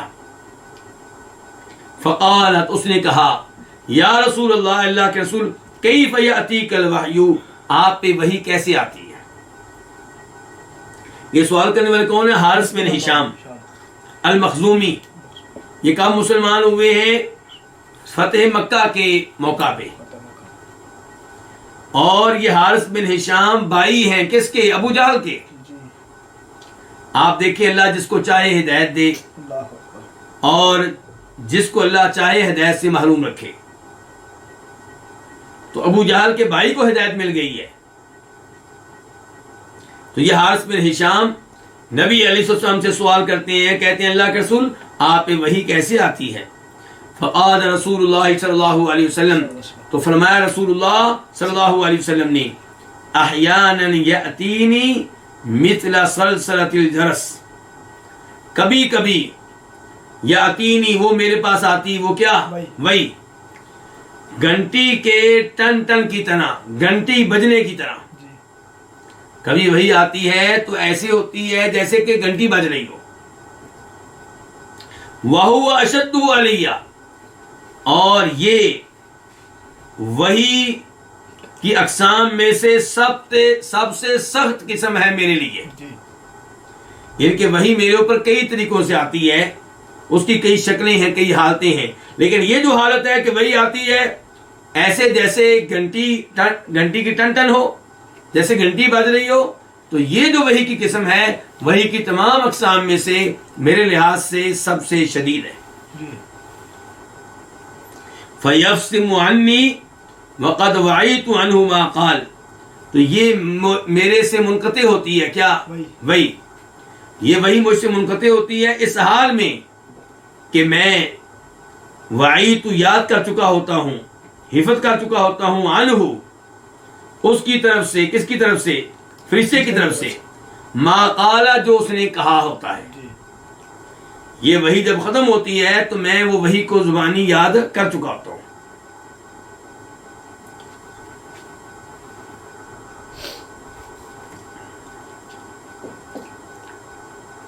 وَأَحْيَانًا يَتَمَثَّلُ لِيَ الْمَلَكُ رَجُلًا، اور کبھی کبھی میرے لیے فرشتہ کسی مرد کی شکل اختیار کر لیتا ہے. فرشتہ آتا ہے کس شکل میں؟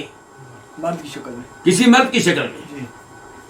اور عام طور پہ جس صحابی کا تذکرہ آیا ہے کہ جبریل علیہ السلام کی شکل میں آتے تھے وہ کون ہے؟ دہیہ بن خلیفہ الکلبی. دہیہ بہت خوبصورت صحابی تھے, ان کی شکل میں جبریل علیہ السلام عام طور پہ آتے تھے. فَيُكَلِّمُنِي, تو وہ فرشتہ مجھ سے کلام کرتا ہے. فَأَعِي, تو میں یاد کر لیتا ہوں. مَا يَقُولُ, جو وہ کہتا ہے, جو وہی وہ لے کر آتا ہے میں یاد کر لیتا ہوں. تو یہاں پہ وحی کی کتنی شکلیں ذکر ہوئی ہیں, کتنی صورتیں؟ 2. ایک وہ وحی کہ وہ ایسے آتی ہے جیسے گھنٹی کی ٹن ٹن کی آواز ہو. دوسرے نمبر پہ وحی اس طرح کہ فرشتہ آتا ہے کسی انسانی شکل میں. اور ظاہر ہے یہ آپ کے لیے زیادہ آسان ہے کہ مردوں سے مرد مانوس ہوتے ہیں. تو یہ بھی اللہ کا کرم ہے کہ اللہ نے ہماری طرف جو نبی بھیجے ہیں وہ بھی مرد ہیں. اللہ تعالیٰ اسی لیے کہتے ہیں کہ اللہ کا تمہارے اوپر احسان ہے کہ اللہ نے نبی بھیجا تم میں سے. اگر اللہ تعالیٰ کو فرشتہ بھیج دیتے تو ہمارے لیے اس کے ساتھ مانوس ہونا مشکل ہو جاتا. تو خود نبی علیہ السلام جبریل علیہ السلام کے ساتھ تب مانوس ہوتے ہیں جب وہ انسانی شکل میں آتے ہیں. قالت عائشہ, ام المؤمنین عائشہ فرماتی ہیں, وَلَقَدْ رَأَيْتُهُ, البتہ تحقیق میں نے آپ کو دیکھا. کس کو؟ نبی علیہ السلام کو. يَنزِلُ عَلَيْهِ الْوَحْيُ, اس حال میں کہ آپ پہ وحی نازل ہوتی. فِي الْيَوْمِ الشَّدِيدِ الْبَرْدِ, انتہائی سردی والے دن میں. فَيَفْصِمُ عَنْهُ, تو آپ سے منقطع ہوتی اس حال میں کہ وَإِنَّ جَبِينَهُ لَيَتَفَصَّدُ عَرَقًا, کہ آپ کی پیشانی سے پسینہ بہ رہا ہوتا تھا. شدید سردی کے ایام میں وحی کا بوجھ اتنا زیادہ ہے کہ جب وحی ختم ہوتی, وحی کی کیفیت ختم ہوتی, تو آپ کی پیشانی سے پسینہ بہ رہا ہوتا تھا. جبین کس کو کہتے ہیں؟ عام طور پر اردو میں ہم اس کا ترجمہ کرتے ہیں پیشانی. لیکن صحیح بات یہ ہے کہ جبین کہتے ہیں پیشانی کے دائیں اور بائیں والے حصے کو. یہ دیکھیں, یہ بھی جبین ہے اور یہ بھی جبین ہے. یہ دائیں جبین, یہ بائیں جبین. پیشانی کیا ہے؟ یہ. لیکن بہرحال جبین کا استعمال پیشانی پہ بھی کر لیا جاتا ہے, لیکن ہر جگہ کرنا یہ مناسب نہیں ہے. تو بہرحال آپ کی پیشانی سے پسینہ بہ رہا ہوتا تھا جب وحی کی کیفیت ختم ہوتی. تو ہمارا باب کیا تھا؟ وحی کا آغاز. تو یہاں سے بھی پتہ چلا کہ وحی کا آغاز اور وحی کی کیفیت کیا ہے. اب ہم آتے ہیں باب نمبر 3 کی طرف. باب قولہ تعالی وَأَنذِرْ عَشِيرَتَكَ الْأَقْرَبِينَ. باب ہے اللہ تعالیٰ کے اس فرمان کے بارے میں کہ وَأَنذِرْ, اور آپ ڈرائیے اپنے سب سے قریبی رشتہ داروں کو. آپ کے جو قریبی ترین رشتہ دار ہیں ان کو ڈرائیے. اس سے پتا چلا کہ جو کوئی جس قدر زیادہ آپ کے قریب ہے رشتے کے لحاظ سے, اس کا آپ کے اوپر زیادہ حق ہے کہ آپ اس کو تبلیغ کریں, کہ آپ اس کو دین کی دعوت دیں, آپ اس کو توحید کی دعوت دیں, آپ اس کو نماز پڑھنے کی ترغیب دیں. اپنے رشتہ داروں کو دین کی دعوت نہ دینا یہ قرآن کریم کی اس آیت کی تعلیمات کے خلاف ہے. تو آپ لوگوں کو بھی دعوت دیں, لیکن رشتہ داروں کا آپ کے اوپر حق ہے, ان کو بھی دین کی دعوت دیں, چاہے وہ ناراض ہو چاہے وہ راضی ہو, لیکن آپ اچھے اخلاق سے دیں, عمدہ طریقے سے دیں. حدیث نمبر 1608 1608 قاف. اس حدیث کو بیان کرنے والے امام کون ہیں؟ امام بخاری اور امام مسلم. عن ابی ہریرہ رضی اللہ عنہ قال, روایت ہے جناب ابو ہریرہ رضی اللہ عنہ سے, ان کا نام کیا تھا؟ عبد الرحمن بن صخر دوسی. قال, یہ کہتے ہیں قام رسول اللہ صلی اللہ علیہ وسلم حین انزل اللہ انذر عشیرتک الاقربین. نبی علیہ السلام کھڑے ہوئے کب؟ جب اللہ تعالیٰ نے یہ آیت اتاری کہ انذر عشیرتک الاقربین, آپ اپنے سب سے زیادہ قریبی رشتہ داروں کو وارننگ دیجئے, انہیں ڈرائیے. کس سے؟ اللہ کے عذاب سے. تو قال, تو یہ آیت نازل ہونے کے بعد آپ کھڑے ہوئے اور آپ نے کہا یا معاشر قریش, اے قریش کی جماعت, یعنی کہ اے قریشیو, او کلمۃ نحوہا، یا اس جیسے الفاظ آپ نے کہے، یا تو آپ نے کہا یا معاشر قریش، یا اس سے ملتے جلتے الفاظ آپ نے کہے۔ قریشیوں کو مخاطب کر کے کیا کہا؟ کہا اشتروا انفسکم، اپنے آپ کو خرید لو۔ کیا مطلب اپنے آپ کو خرید لو؟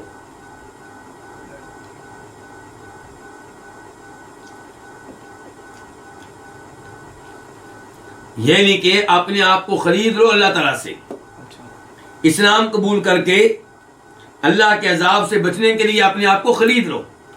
اور یہ خریدنا کیسے ہوگا؟ اسلام قبول کر کے۔ اسلام قبول کر لیا تو آپ لوگوں نے اپنے آپ کو خرید لیا۔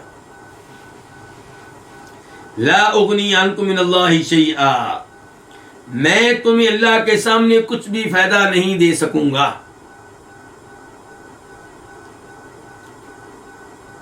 ان الفاظ سے کیا پتا چلا کہ نبی علیہ السلام مشکل کشا نہیں ہے، حاجت روا نہیں ہے، غوث اعظم نہیں ہے۔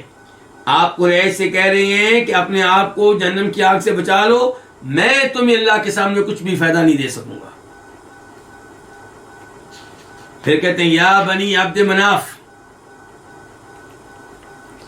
پہلے قریشیوں کو مخاطب کیا، بڑا قبیلہ ہے قریش، پھر ان میں ایک خاص برانچ کو، قبیلے کی خاص برانچ کو مخاطب کیا۔ وہ کون ہے؟ بنی عبد مناف، کہ اے عبد مناف، قبیلہ عبد مناف، اے عبد مناف کے بیٹو، لا اغنی عنکم من اللہ شیئا، میں تمہیں اللہ کے سامنے کچھ بھی فائدہ نہیں دے سکوں گا۔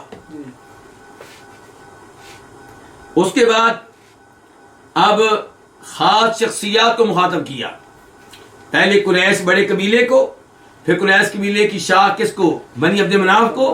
اب کہتے ہیں یا عباس بن عبد المطلب لا اغنی عنک من اللہ شیئا، عبد المطلب کے بیٹے عباس، میں آپ کو اللہ کے سامنے کچھ بھی فائدہ نہیں دے سکوں گا۔ عباس کون ہے؟ کیا لگتے ہیں آپ کے؟ چچا، سگے چچا سے آپ کہہ رہے ہیں میں تمہیں کوئی فائدہ نہیں دے سکوں گا۔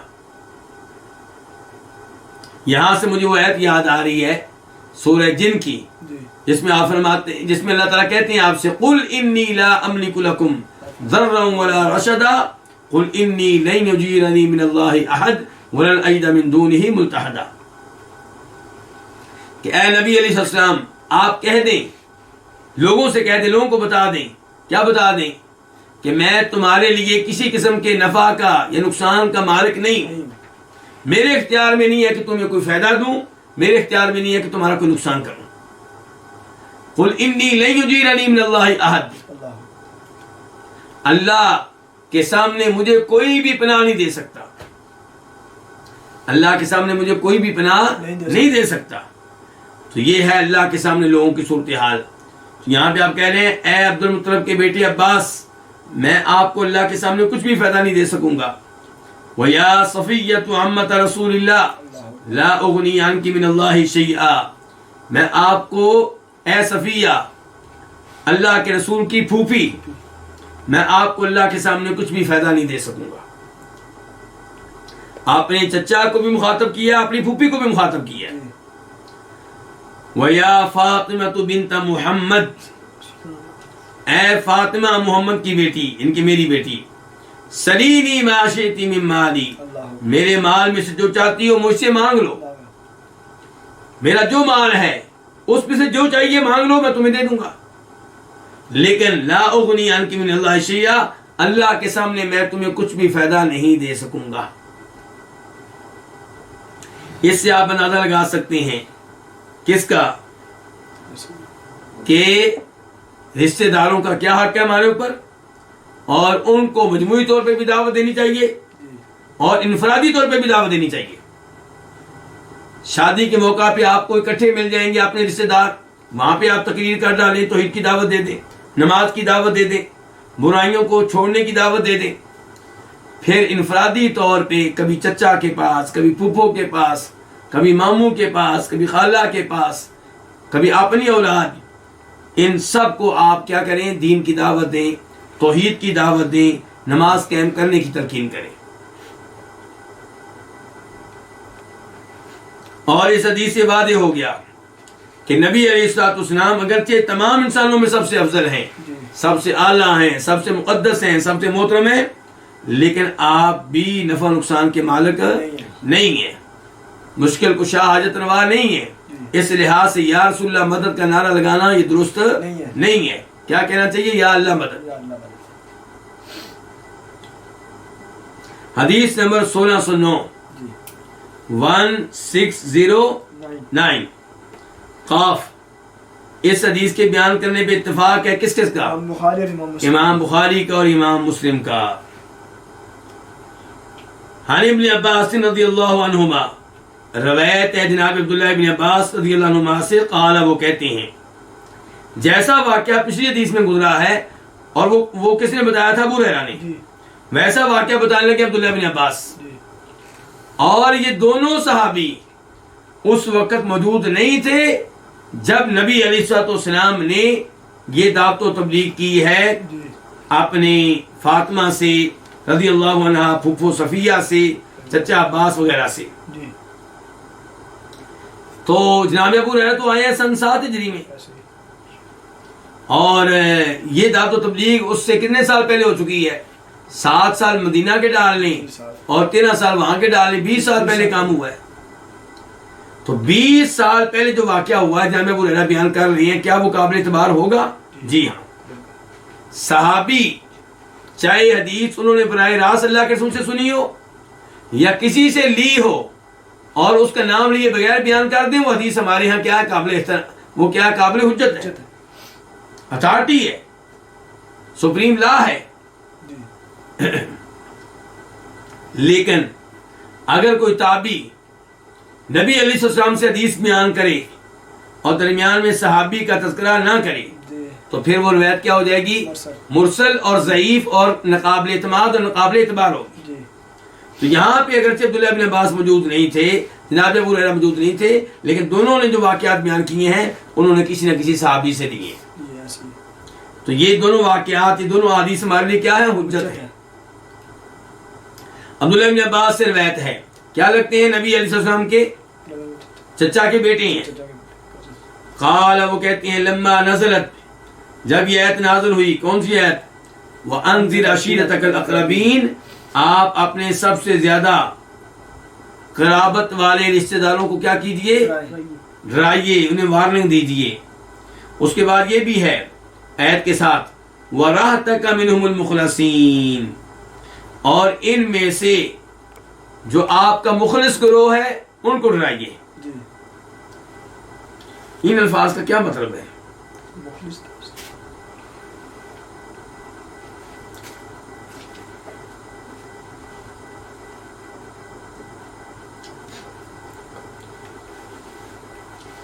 یہ الفاظ جو ہیں وَرَحْتَكَ مِنْهُمُ الْمُخْلَصِينَ، کہ ان میں سے جو مخلص آپ کا گروہ ہے انہیں ڈرائیے. یہ جو الفاظ ہیں ان کے بارے میں ایک موقف یہ ہے کہ یہ عشیرہ کا بیان اور اس کی وضاحت ہے. پہلی آیت میں کہا گیا تھا نا کہ آپ اپنے قریبی رشتہ داروں کو ڈرائیے، عشیرہ رشتہ دار. تو عشیرہ کی وضاحت کیا ہے؟ وَرَحْتَكَ مِنْهُمُ الْمُخْلَصِينَ، کہ آپ کے رشتہ داروں میں سے جو مخلص آپ کا گروہ ہے ان کو آپ ڈرائیے، ان کو دین کی دعوت دیجیے، ان کو وارننگ دیجیے. اور یہ بھی کہا گیا ہے کہ وَأَنذِرْ عَشِيرَتَكَ الْأَقْرَبِينَ، یہ قرآن ہے. تو وَرَحْتَكَ مِنَ الْمُخْلَصِينَ یہ بھی قرآن ہے، یہ بھی قرآن کی آیت ہے، لیکن یہ اس کی تلاوت کیا ہو چکی ہے؟ منسوخ ہو چکی ہے.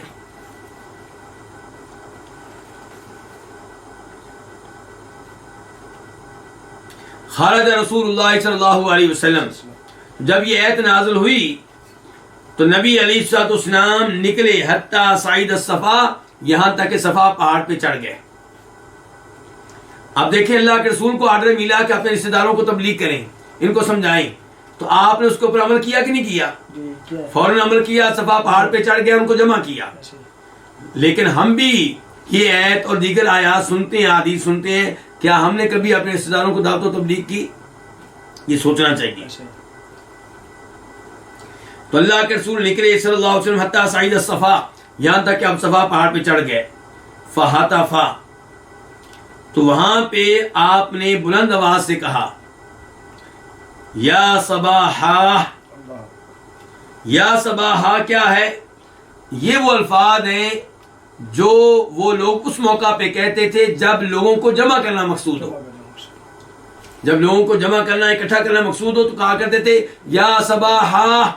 جب یہ کہتے تھے لوگ جمع ہو جاتے. تو آپ نے کہا یا صباحا. کہاں پہ کھڑے ہو کے کہا؟ صفا پہاڑ پہ. آپ جانتے ہیں نا کہ جب ہم بیت اللہ کا طواف کرتے ہیں عمرہ وغیرہ کے موقع پہ تو اس کے بعد کدھر جاتے ہیں؟ صفا پہاڑ کی طرف. ان الصفا والمروہ من شعائر اللہ، کہ صفا مروہ دونوں پہاڑ اللہ کی نشانیوں میں سے ہیں. تو یہ جو صفا پہاڑ ہے جہاں سے صفا مروہ کی صحیح کا آغاز ہوتا ہے اس کے اوپر آپ چڑھے ہیں اور آپ نے آواز لگائی ہے یا صباحا. فقالو، تو انہوں نے کہا یعنی کہ لوگوں نے، من ھذا، یہ کون ہے، کس نے آواز لگائی ہے؟ تو جب ان کو پتا چلا فاجتمعوا الیہ، وہ جمع ہو کر آپ کی طرف آ گئے. فقال، تو آپ نے کہا ارأیتم ان اخبرتکم، مجھے یہ بتاؤ اگر میں تمہیں بتاؤں ان خیلا تخرج من سفح ھذا الجبل، کہ ایک لشکر نکلنے والا ہے اس پہاڑ کے نیچے سے، اس پہاڑ کے دامن سے، اس پہاڑ کے دامن سے ایک لشکر ہے دشمن کا، وہ نکلنے والا ہے. اکنتم مصدقیہ، کیا تم میری اس بات کی تصدیق کرو گے، مجھے سچا قرار دو گے، میری بات پہ یقین کر لو گے؟ قالوا، انہوں نے کہا ما جربنا علیک کذبا، کہ ہم نے آپ کے معاملے میں جھوٹ کا تجربہ کبھی نہیں کیا. یعنی کہ ہم آپ کی بات کیوں نہ مانیں جبکہ ہمیں پتا ہے کہ آپ ہمیشہ سچ کہتے ہیں. آپ نے کبھی جھوٹ نہیں بولا، تو پھر کیا وجہ ہے کہ ہم آپ کی بات کا انکار کر دیں اور تصدیق نہ کریں؟ یعنی کہ آپ ہمارے ہاں صادق ہیں، سچ کہنے والے ہیں، تو ہم آپ کی بات مانیں گے. قال، تو آپ نے کہا فإنی نذیر لکم بین یدی عذاب شدید، تو بے شک میں تمہیں ڈرا رہا ہوں، میں تمہیں ڈرا رہا ہوں ایک شدید عذاب سے پہلے، یعنی کہ تم پہ شدید عذاب آنے والا ہے، میں تمہیں پہلے سے وارننگ دے رہا ہوں.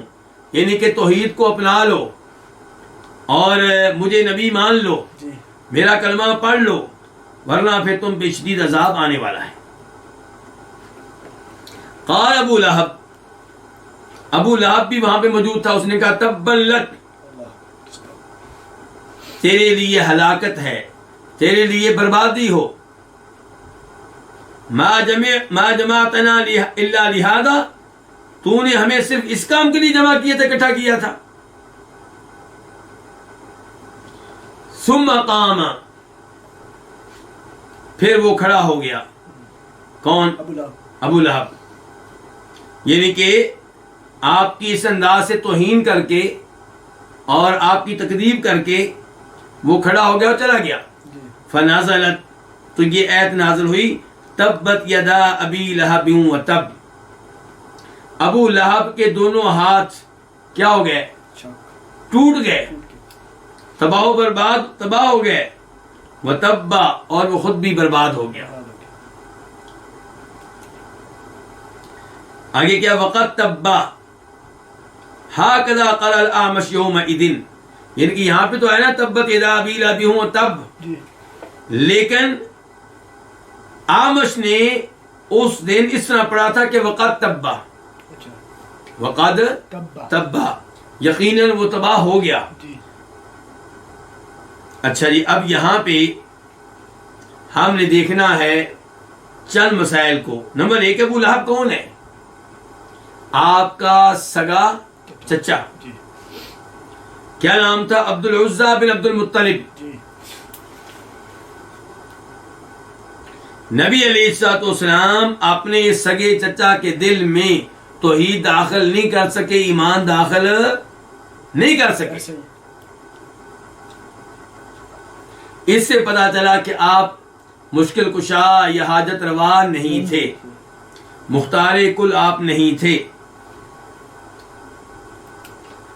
دوسرے نمبر پہ یہ سبق ملا ہمیں کہ جب آپ اپنے رشتہ داروں کو تبلیغ کریں گے تو آپ یہ امید نہ رکھیں کہ وہ سارے آپ کے گلے میں ہاتھ ڈالیں گے اور آپ کی دعوت و تبلیغ کو فوری طور پہ مان لیں گے، بلکہ آپ کی مخالفت کی جائے گی، آپ کا ہو سکتا ہے سگا باپ آپ کی مخالفت کرے، ممکن ہے سگا چچا مخالفت کرے، ممکن ہے سگا ماموں آپ کی مخالفت کرے. تو داعی کو مایوس نہیں ہونا چاہیے. نبی علیہ الصلوۃ والسلام کے ساتھ جو کچھ ہوا اسے اپنے سامنے رکھے اور مایوسی کو اپنے قریب پھٹکنے بھی نہ دے.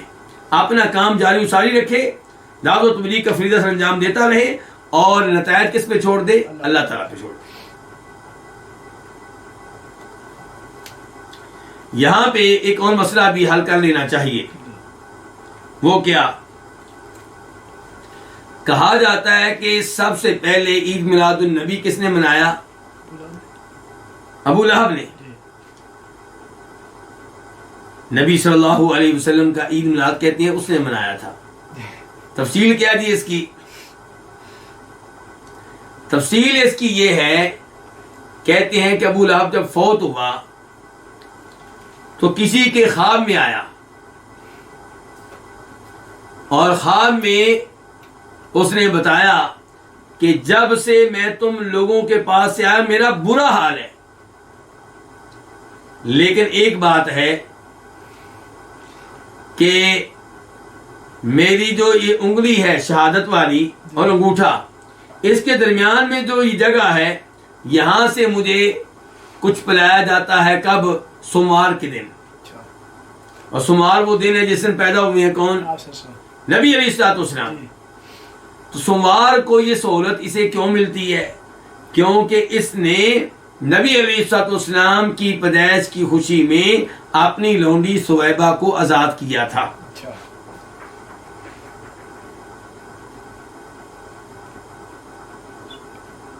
اچھا اب دیکھیں، قرآن کہہ رہا ابو لہب کے ہاتھ کیا ہو گئے؟ ٹوٹ گئے، تباہ و برباد ہو گئے. اور یہ خواب کیا کہہ رہا ہے کہ جناب والا ہاتھوں کی ایک جگہ سے اسے سوموار کے دن کچھ نہ کچھ پلایا جاتا ہے. تو آپ قرآن مانیں گے یا یہ چیز مانیں گے؟ ظاہر آپ قرآن مانیں گے. تو اس سے پتا چلا کہ وہ کہانی غلط ہے. وہ کہتے ہیں جی یہ تو بات بخاری شریف میں آئی ہے. ہم کہتے ہیں بخاری میں اتنی تفصیلات نہیں آئیں جتنی آپ نے اپنی طرف سے بنا لی. بخاری میں بس اتنا بتایا گیا ہے کہ سویبہ جو لونڈی ہے کس کی؟ ابو لہب کی. اس نے نبی علیہ الصلوۃ والسلام کو بھی دودھ پلایا تھا اور ابو سلمہ کو بھی دودھ پلایا تھا، ام سلمہ کے خامد کو. تو یہ دونوں کیا ہو گئے پھر؟ بھائی بھائی. تو اس کا مطلب یہ ہے کہ ام سلمہ کی بیٹی زینب نبی علیہ السلام کی کیا لگی؟ پھر بتیجی لگی دودھ کے لحاظ سے. آپ لوگوں کو شاید وہ حدیث یاد ہو، وہ بھی بخاری شریف میں آئی ہے کہ ام حبیبہ جو آپ کی وائف ہے ابو سفیان رضی اللہ عنہ کی صاحبزادی، انہوں نے ایک دفعہ کہا تھا نبی علیہ السلام سے کہ اللہ کے رسول آپ میری بہن سے شادی کر لیں. آپ نے کہا کیا تم یہ پسند کرتی ہو کہ میں تمہاری بہن سے شادی کروں؟ کہا اللہ کے رسول پہلے کون سی، میں اکیلی آپ کی بیوی ہوں، پہلے بھی تو میرے ساتھ کئی عورتیں شریک ہیں، تو میری بہن اگر اس خیر میں میری شریک بن جائے تو اس سے بہتر کیا ہوگا؟ تو آپ نے کہا کہ وہ میرے لیے حلال نہیں ہے.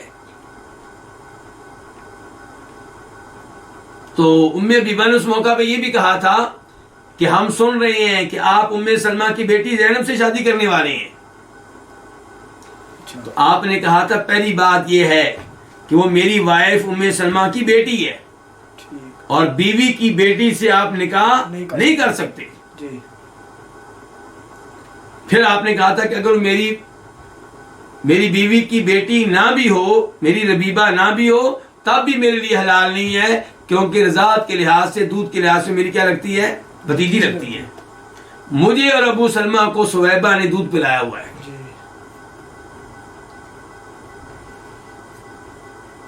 تو اس لیے امام بخاری وہاں پہ یہ روایت لے کر آئے ہیں. باقی جہاں تک تعلق ہے اس بات کا کہ ابو لہب کو فائدہ ہوتا ہے سوموار کے دن، تو یہ چیز قرآن و حدیث سے ثابت نہیں ہے، بلکہ یہ چیز قرآن و حدیث کے خلاف ہے.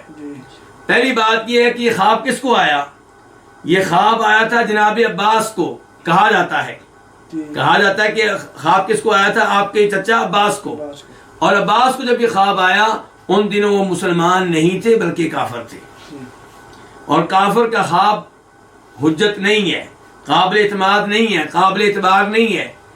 نبی علیہ السلام کو جو خواب آئے، نبیوں کو جو خواب آئے وہ شریعت ہوتے ہیں، وہ حجت ہوتے ہیں.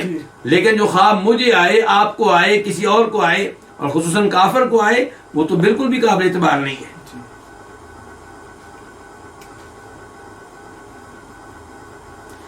اس کے علاوہ یہ بات ہے کہ یہ بھی کہیں سے ثابت نہیں ہو سکا کہ ابو لہب نے نبی علیہ السلام کی پیدائش کی خوشی میں سویبہ کو آزاد کر دیا. یہ بھی چیز کہیں سے ثابت نہیں ہے.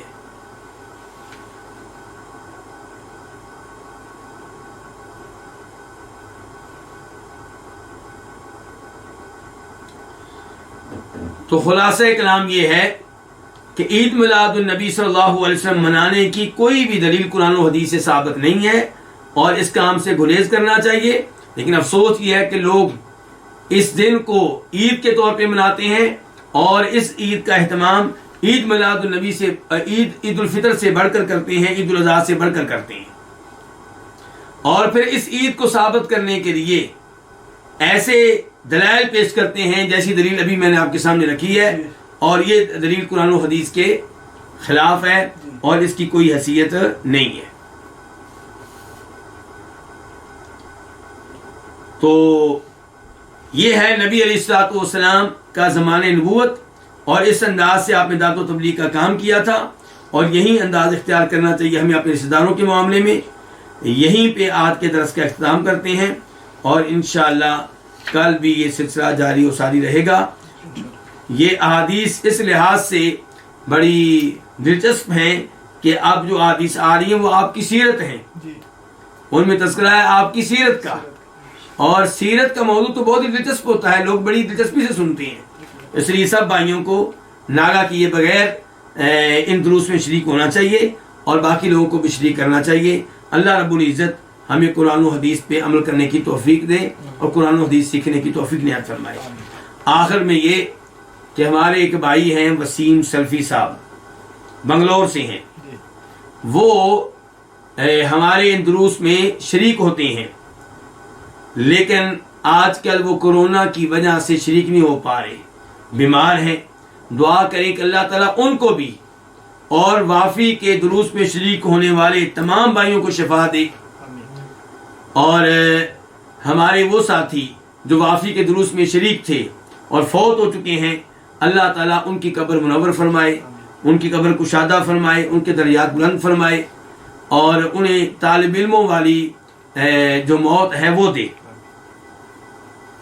اس کے ساتھ ساتھ جتنے بھی لوگ وافی کے دروس میں شریک ہیں، اللہ سب کی پریشانیاں دور فرمائے، سب کی مشکلات دور فرمائے، سب کو اللہ تعالیٰ توحید و سنت پہ قائم و دائم رکھے، آزمائشوں سے محفوظ رکھے. سب کو اللہ تعالیٰ اپنی اولاد کی قرآن و حدیث کے مطابق تربیت کرنے کی توفیق دے. اور ہمارے وہ تمام بھائی جو اس سلسلے کی یعنی کہ دروس کی کامیابی کا سبب بنتے ہیں، ریکارڈنگ کرنے والے، یوٹیوب پہ ڈالنے والے، اور اس کا اعلان دینے والے عبد المحسن بھائی، اور ہمارے دانش بھائی، احسان اللہ بھائی، اور ادھر ہمارے شیخ شمس الزمان حفظہ اللہ، اور منظور بھائی، اور دیگر احباب جو ہیں تمام کے اللہ تعالیٰ محنتیں قبول فرمائے.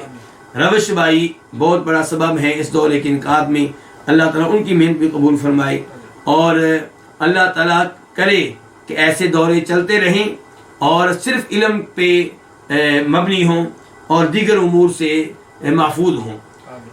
وآخر دعوانا الحمد للہ رب العالمین، وصلی اللہ تعالی علی نبینا محمد وآلہ وصحبہ اجمعین.